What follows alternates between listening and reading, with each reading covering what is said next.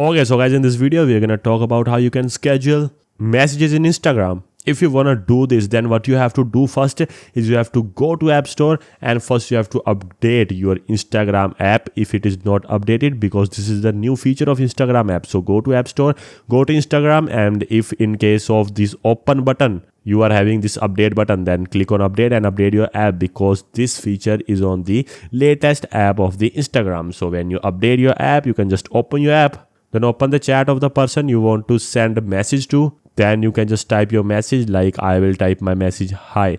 So when I type my message hi, I can just schedule this message. How I can do that? Just by long pressing to the send button. When I long press to this button, then you'll see the schedule message button.